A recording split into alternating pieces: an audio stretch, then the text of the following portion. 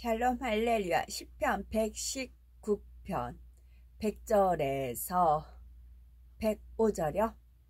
주의 법도들을 지킴으로 나의 명철함이 노임보다 나으니이다. 내가 주의 말씀을 지키려고 발을 금하여 모든 악한 길로 가지 아니하였사오며 주께서 나를 가르치셨으므로 내가 주의 규례들에서 떠나지 아니하였나이다.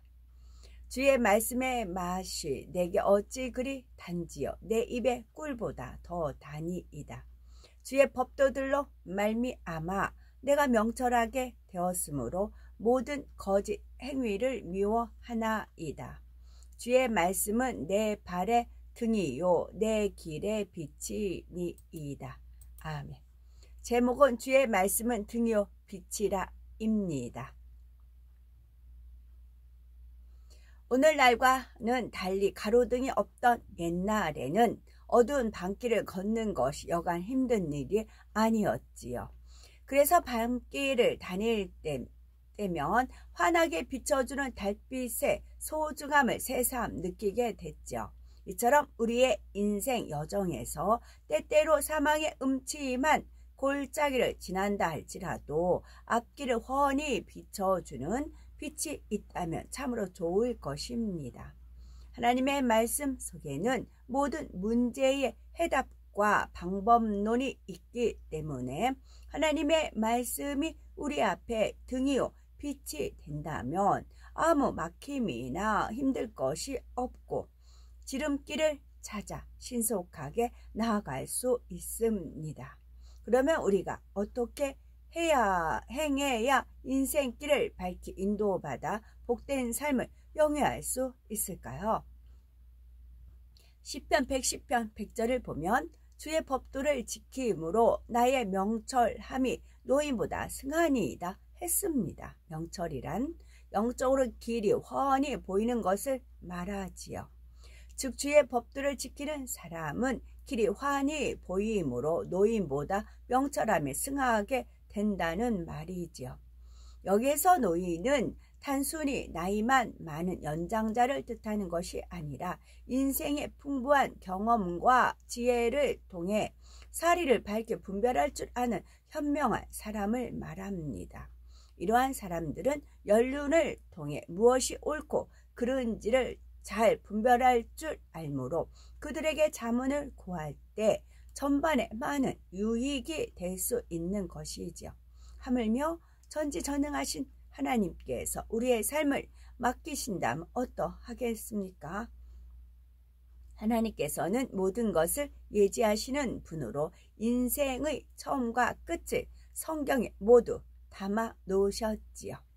우리가 하나님을 의지하고 말씀대로 행해 나갈 때 확실하고 완전한 길로 가게 되며 무너지거나 좌우로 치우치지 않지요. 또한 인생을 값지고 소중하게 사용하는 길은 바로 주의 말씀을 발의 등이요 길의 빛으로 삼는 데 있는 것입니다. 주의 말씀이 발의 등이요 길의 빛이 되려면 첫째는 발을 금하여 모든 악한 길로 가지 말아야 합니다. 두 번째는 주의 규례에서 떠나지 않아야 하고 세 번째는 주의 말씀을 꿀을 먹는 것보다 더 사모해야 하는 것이고 넷째는 모든 거짓 행위를 미워해야 합니다. 주의 말씀이 내 발의 등이요 길이 되게 하려면 첫째는 발을 금하여 모든 악한 길로 가지 말아야 한다 하였습니다. 시편 119편 101절에 보니까 내가 주의 말씀을 지키려고 발을 금하여 모든 악한 길로 가지 아니하였사오며 라고 말씀하였습니다. 특별히 여기서 발을 지칭하는 것은 우리가 어디를 향해 가야겠다고 결정하면 그대로 움직여주는 지체가 발이기 때문이지요.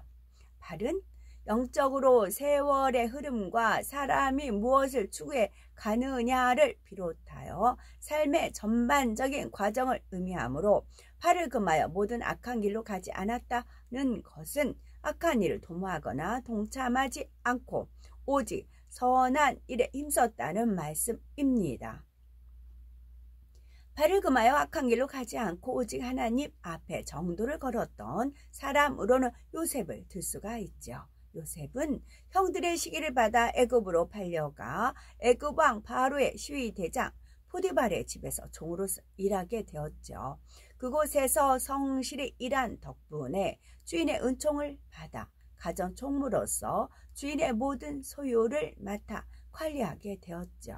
그런데 포디발의 아내는 요셉의 준수한 용모를 보고 날마다 유혹해 오는 것입니다. 이때 요셉은 이 집에는 나보다 큰 이가 없으며 주인이 아무것도 내게 금하지 아니하였어도 금한 것은 당신뿐이니 당신은 자기 아내임이라. 그런즉 내가 어찌 이 악을 행하여 하나님께 득죄하리까 하며 죄와 타협지 않는 단호한 모습을 보였지요.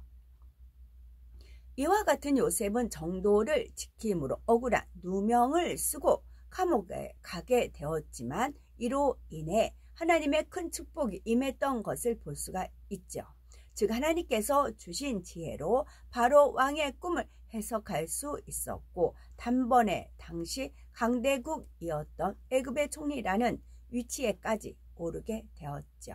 이처럼 악에서 떠나 오직 주의 말씀대로 행할 때 하늘로부터 지혜와 명철이 오고 형통한 길로 인도받게 됩니다. 두 번째는 주의 규례에서 떠나지 않아야 합니다. 시편 119편 102절에 주께서 나를 가르치셨으므로 내가 주의 규례에서 떠나지 아니하였나이다 했습니다. 주의 규례란 대대로 지키라 말씀하신 하나님의 명령들로서 일정한 규칙과 법과 제도를 말합니다. 하나님께서는 이스라엘 백성들로 하여금 정하신 규례를 대대로 지킬 것을 명하셨는데 이는 이스라엘 백성들만이 아니라 오늘날 하나님을 믿는 모든 사람에게 동일하게 해당되는 것이지요. 그렇다고 해서 구약의 이스라엘 사람들이 행했던 의식을 그대로 따라 하라는 것은 아니죠. 구약에서는 육의 할례를 했지만 신약에 와서는 마음의 할례를 하듯이 규례 역시 그 영적인 의미를 계승하여 지키는 것이 중요한 것입니다. 그러면 주의 규례를 지켜야 하는 이유는 과연 무엇일까요? 사람이 하나님께서 명하신 규례를 지킬 때에 하나님의 말씀을 잊지 않고 마음에 명심할 수 있으며 죄와 불의에서 떠날 수가 있기 때문입니다. 북왕국 이스라엘 왕 아합은 이방 신들을 숭배하여 심히 하나님을 경록케 했던 악한 왕이었으나 같은 시대의 남왕국 유다 왕 여호사밧은 하나님 보시기에 정직히 행했지요.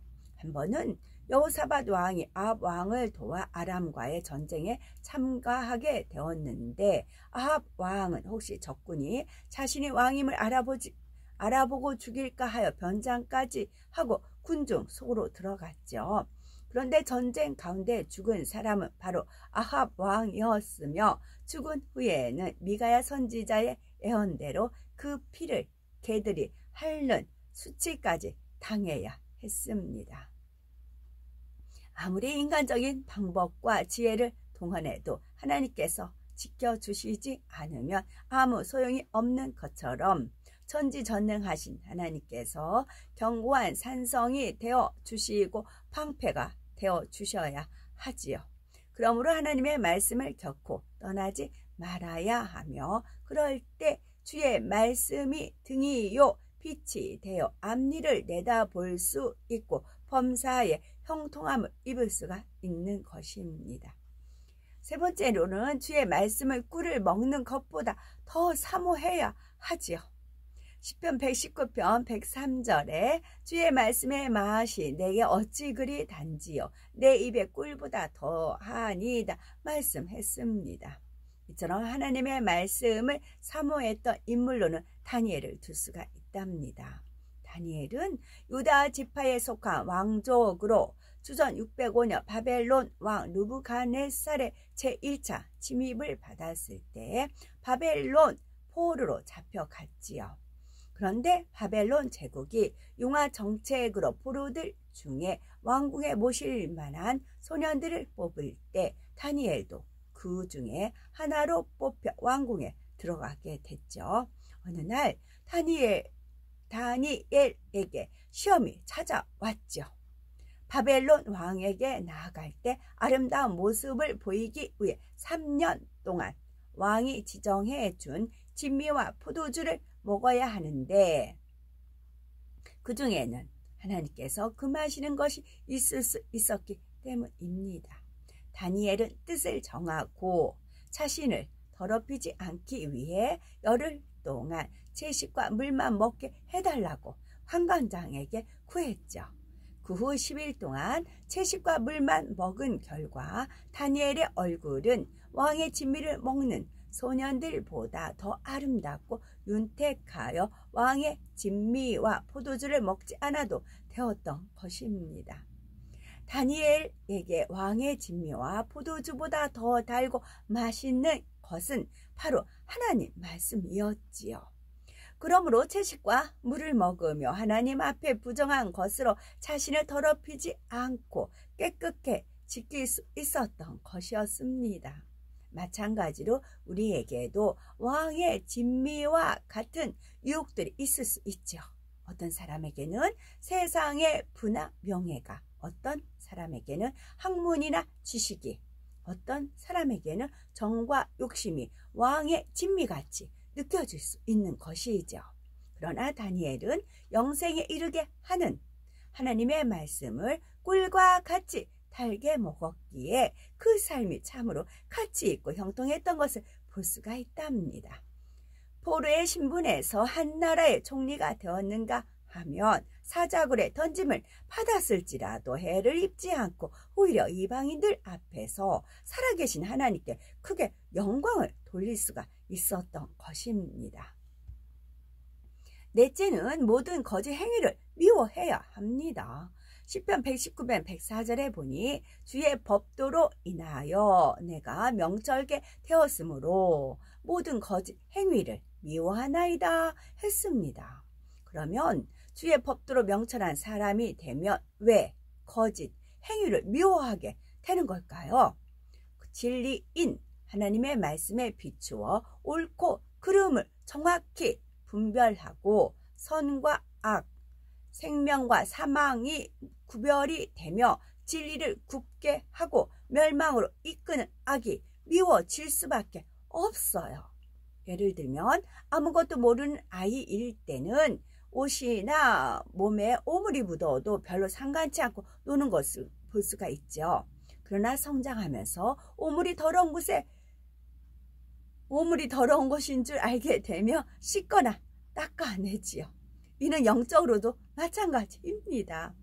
죄가 무엇이며 얼마나 더럽고 추한 것인지 모를 때는 내 안에 죄가 있어도 그다지 심각하게 생각하지 않으니 진리의 말씀을 통해 생각하지 않으나 진리의 말씀을 통해 죄와 의와 심판에 대해서 깨닫게 되면 죄를 미워하고 멀리하는 사람으로 변화가 되는 거죠.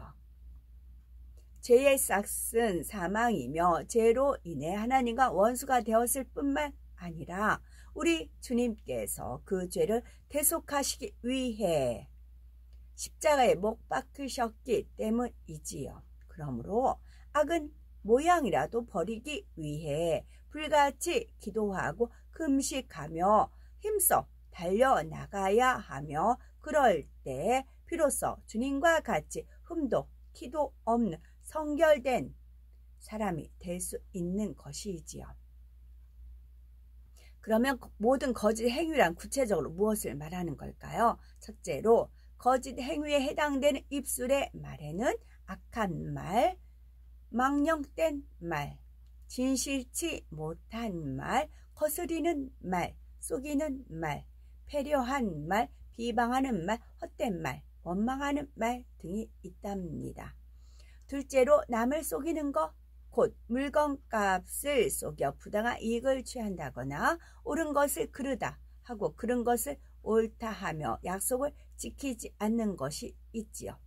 셋째로는 심지 않는 데서 거두려 하는 것입니다.